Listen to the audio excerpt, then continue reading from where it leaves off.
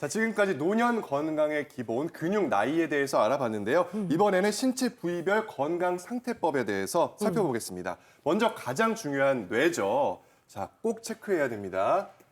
뇌는요, 과연 뇌졸중 급성일까 만성일까 이렇게 나와 있는데 뇌졸중은 추운 겨울에 가장 위험한 거 아닐까요, 강 교수님? 예, 사실 뇌졸중은요, 사실 암이 우리나라 사망 원인 1위지만 단일 질환으로 개별 질환으로 분석을 하면 뇌졸중이 사망률 1위고요. 우리나라의 경우도 5분에 1명씩 발생을 하고 20분에 1명씩 사망할 정도로 굉장히 흔하고 위험한 병입니다. 되게 겨울철에 뇌졸중이 많다 걱정하시지만 실제 통계를 보면은 지난 10년간 통계를 보면 오히려 10월 달에 많이 증가합니다. 그 이유는 완전히 겨울이 돼서 충분히 방한을 하고 외출을 삼가할 때는 오히려 괜찮은데 지금 10월처럼 굉장히 일교차가 클 때 오히려 뇌졸중이 오기도 쉽다는 거거든요. 그래서 추위에 노출되면 혈관이 또 수축이 되기도 하고 또 변화에 따라서 혈압의 변동폭이 큼으로써 뇌혈관이 막히거나 터질 위험이 증가하기 때문입니다. 뇌졸중이 돌연사의 원인이기 때문에 정말 무서운데 말씀하신 것처럼 10월에 가장 많다고 하니까 지금이 10월이잖아요. 그럼요. 각별히 집중해 주시고 주의해 주셔야 될 것 같습니다. 자, 그렇다면 뇌졸중에 대해서 우리가 얼마나 알고 있는지 퀴즈로 준비했습니다. 함께 보시죠. 뇌졸중 있었던 사람은 치매에 걸릴 확률이 높을까요? OX. 예, 뇌졸중 저는 X입니다. 네. 그 뇌졸중과 그 치매, 뭐 뇌질환이긴 하지만은 뭐 서로 관계가 뭐 없을 것 같은데요. 네네. 예. 과연? 네, 정답은 관계가 있습니다. 아, 이게 뇌졸중이 왜 위험하냐면요. 아주 가벼운 뇌졸중이라도 일단 한번 생긴 경우는 뇌로 올라가는 혈관이 벌써 많이 안 좋다는 이야기거든요. 이게 뭐가 문제가 되냐면 첫 번째로는 재발이 잦을 수가 있고요. 두 번째로는 치매가 오게 됩니다. 우리나라 사람들 치매가 이게 나이가 들면서 노화 때문에 생기는 그런 알츠하이머 치매도 있지만은 이렇게 뇌로 올라가는 혈관에 문제가 생겨가지고 뇌졸중과 관련돼서 생기는 치매도 그런 혈관성 치매라고 얘기하는데 한 3분의 1 정도 됩니다. 그래서 뇌졸중을 잘 예방을 하게 되면은 치매도 같이 예방을 할 수가 있습니다. 네, 5명 중에서 1명이 발병한다는 뇌졸중, 그만큼 누구에게나 일어날 수 있다는 뜻이기도 하는데요. 그렇다면 특히 이런 분들에게 잘 생긴다고 하는데 저희가 퀴즈로 준비를 해봤습니다. 네. 다음 중 뇌졸중 위험도가 높은 사람은 1번은 고혈압, 2번 고혈당, 3번 고지혈증. 뭘까요? 예, 제가 이런 거는 저 드라마에서 좀 많이 역할을 좀 해봤는데요. 네. 네, 예. 뭐 예를 들어서 뭐 너는 내 인생을 송두리째 뺏어갔어. 뒷목 잡는 역할. 예, 예, 자꾸 이렇게 뒷목 잡고 쓰러지는 이런 부분이라서 이게 뇌졸중, 쓰러지면 뇌졸중이거든요. 그래서 저는 1번 고혈압. 맞아요. 예, 저도 이거 확실합니다. 드라마에서 본 것 같아요. 네, 네. 왠지 설득력이 있는데 어떤가요, 강 교수님? 네, 이 경우에 정답은 1번, 2번, 3번 다입니다. 하지만 방금 말씀 주신 것처럼 세 가지 중에 가장 위험도가 높은 질환은 뭐냐? 그러면 말씀 주신 것처럼 1번 고혈압이 맞긴 합니다. 그래서 되게 그 고혈압이 있는 분들이, 그러니까 뇌졸중이 있는데 고혈압이 같이 있는 분들이 거의 80% 전후까지 높고요. 그리고 실제 고혈압이 있으면 뇌졸중에 발생할 위험이 6배까지도 증가한다고 하고요. 그 이외에도 나머지 두 질환인 당뇨병이나 고지혈증의 경우도 각각 2배와 2.3배의 발병 위험이 있게 됩니다. 그러면은 이 뇌졸중이 급성이면 왠지 급하게 병원에 달려가야 될 것 같은데 급성인지 만성인지 어떻게 확인하는지부터 배워보도록 할게요, 교수님. 뭐 급성 만성을 확인한다기보다는 일단 네. 급성 뇌졸중이라 그러면 빨리 병원에 가셔야 돼요. 급성 급하게 혈관이 막힌 경우에는 바로 풀어주게 되면은 장애가 거의 안 남거든요. 최소한 4시간 이내에는 병원에 도착을 하셔야 되기 때문에 이게 내가 급성 뇌졸중인지 아닌지 자가 검사를 한번 해보실 필요가 있어요.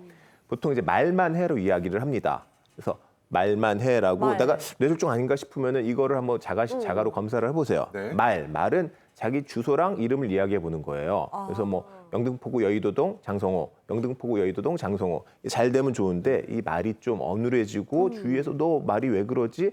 이러면 이건 뇌졸중의 전조 증상 중에 하나가 되고요. 두 번째는 만세인데요. 이렇게 만세를 쭉 해보는 겁니다. 네. 잘 올라가면 좋은데 이게 한쪽은 올라가는데 한쪽은 이런 식으로 올라가다가 힘이 빠져가지고 잘 안 올라간다. 이건 아주 위험한 뇌졸중의 전조 증상이니까 바로 병원에 가보시는 것이 좋고요. 마지막으로 해는 이렇게 해 하고 웃어보는 거예요. 이렇게 자연스럽게 웃어지면 좋은데 그렇지가 않고 한쪽 입이 이렇게 찌그러져가지고 이렇게 헤헤헤 웃게 된다. 이런 경우도 역시 뇌졸중이 의심이 되기 때문에 이 말만 해 검사를 해가지고 하나라도 뭔가 이상이 있다고 하면은 바로 한번 병원에 가서 바로 진찰을 받아보실 필요가 있겠습니다. 네. 아, 저는 뇌졸중에 이 급성 뇌졸중하고 만성 뇌졸중이 있다는 걸 처음 알았는데요. 이 만성 뇌졸중은 더 눈치채기가 힘들 것 같은데 어떻게 또 알 수 있는 방법이 있나요, 교수님? 예, 뇌졸중이나 뇌 이상을 판단하는 방법 중에 바빈스키 반응 검사라는 게 하나 있거든요. 그래서 간단히 가정에서도 해볼 수 있으니까 한번 시연을 해볼까 하는데요. 앞으로 잠깐 나와주시겠습니까? 네.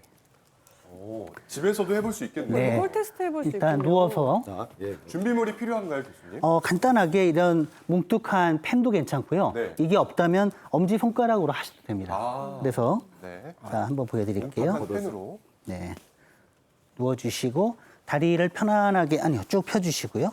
그래서 자, 이렇게 돌려보시죠. 이렇게 하면 네. 지금 보시면 여기 뒤꿈치에서 앞쪽으로 이렇게 긁어주는 겁니다. 보시면 이렇게 긁을 때 나도 모르게 이렇게 앞으로 펴주시는 거 보이시죠? 네, 다시 한번 보통 해볼게요. 간지러워서 딱 수축하던 거. 간지러워서 같은데요. 그런 것 같지만 실제로는 이게 자동으로 반사가 되는 거고요.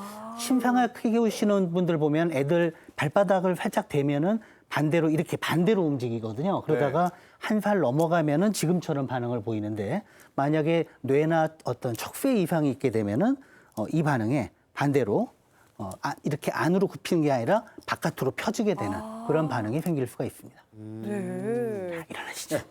정상이십니다. 아, 정상입니까? 예. 아유. 집에서도 이렇게 간단하게 테스트할 네. 수 있는 방법이 있는지 몰랐는데요. 한번 해보시면 참 좋을 것 같고요. 네. 그렇다면 바로 이어서 뇌졸중을 예방할 수 있는 운동 김성훈 트레이너께 배워보도록 하겠습니다. 네. 다시 한번 김덕현 선생님 운동을 수고해 또 계속 주시고요. 배워야 될 것 같아서. 신발 신어주시고 자, 뇌졸중은 이제 전신 근육을 다 골고루 사용을 해서 이제 혈액순환이 잘 되게끔 해주는 게 굉장히 중요하기 때문에 그런 동작을 한번 배워보도록 하겠습니다. 일단 저희 다리를 한번 조금 넓게 벌리고 한번 서보실까요? 네, 다리를 넓게 벌리고 설 때 발이 11자가 아니라 발이 끝이 바깥쪽을 볼 수 있게끔 세팅을 해주시는 게 굉장히 중요합니다. 그래서 발이 한 45도에서 60도 정도 바깥을 보게 해주시고요. 자, 이 상태에서 저희 오른손으로 왼쪽 복숭아뼈를 쭉 쳐볼게요. 네, 이때 무릎 펴려고 하지 마시고 무릎 편하게 굽혀주면서 그리고 일어나서 박수. 자, 이번에는 반대쪽으로 찍고 일어나서 박수. 다시 이런 식으로 이제 반복을 해볼 텐데 내려가면서 이제 허벅지 운동, 일어나면서 이제 엉덩이, 허벅지 안쪽, 엉덩이 이렇게 동작을 할 거 3번만 더 해볼게요. 좀 익숙하다 하시는 분 같은 경우에는 손을 뒤로 보내주면서 약간 원을 그리듯이 해주시면은 어깨랑 등까지 같이 좀 근육을 써줄 수가 있습니다. 네. 그래서 이 동작 같은 경우에는 이제 알려드린다고 좀 천천히 해봤지만 저희 5회만 조금 리듬감 있게 빠르게 한번 다시 한번 해보겠습니다. 자, 오른손부터 한번 가보실까요?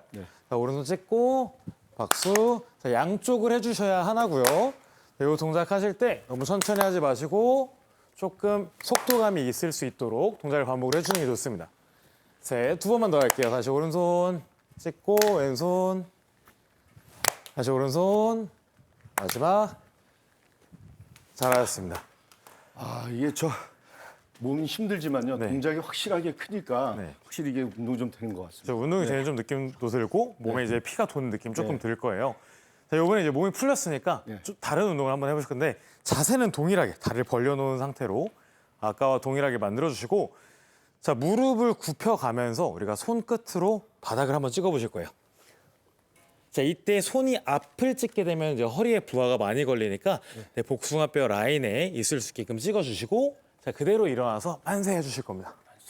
다시 내려가서 바닥을 찍고 일어나서 만세. 그래서 이제 척추 질환이 있으시거나 허리가 안 좋으신 분들 같은 경우에는 바닥을 찍다가 이제 허리에 무리가 올 수 있으니까 내려가질 수 있는 데까지만 한 요 정도까지만 내려가 주셔도 괜찮아요. 일어나서 만세. 근데 만세를 할 때 꼭 끝까지 내가 손을 하늘로 민다라는 느낌이 들 때까지 반복을 해주시는 게 좋습니다. 3번만 한번 해보실까요? 내려서 찍고 일어나서 하나, 다시 찍고 팔을 쭉 기지개 키듯 펴준다. 둘, 마지막.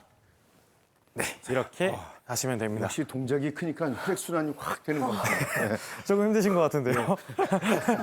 네, 여기까지입니다.